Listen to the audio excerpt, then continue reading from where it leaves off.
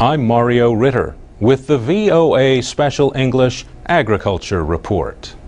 Cacao or cocoa trees grow in hot, rainy areas of Africa, Asia, and Central and South America. Their beans are used to make cocoa powder, cocoa butter, and of course, chocolate. There are 5 to 6 million growers, maybe more. Many are poor family farmers with only a few hectares. West Africa produces more than half of all cocoa beans. Ivory Coast leads the world in production, followed by its neighbor Ghana.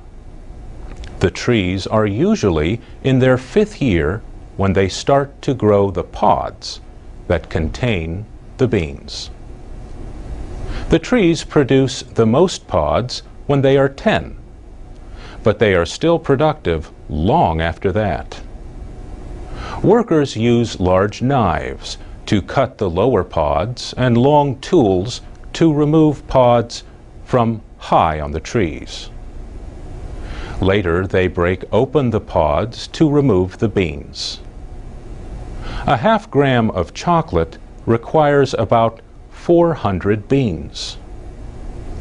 The World Cocoa Foundation says an average pod contains 20 to 50 beans. And experts say growers may lose perhaps 1/3 of their harvest to disease and insects. But now scientists have genetic maps of 2 kinds of cocoa trees. These genomes are mostly complete and could lead scientists to new ways to increase production and prevent disease.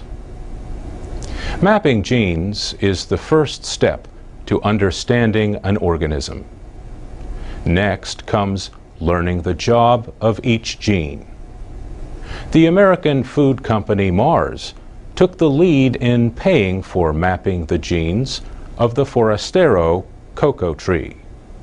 The Forastero provides 80 to 90% of the world's cocoa beans. Mars depends on those beans for its M&Ms and other chocolate candies.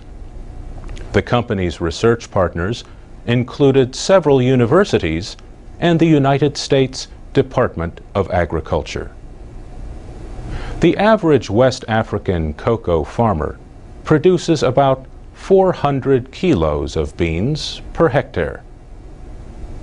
But Howard Yana Shapiro, head of plant science and external research at Mars, thinks that science could greatly increase the yield. A competitor of Mars, Hershey's, supported the gene mapping of the Criollo, a far less common cocoa tree. CIRAD, a French government research center, led scientists from 6 countries in creating that genome. We'll talk more about the cocoa industry next week when we look at efforts to help child laborers in Ivory Coast and Ghana. For VOA Special English, I'm Mario Ritter.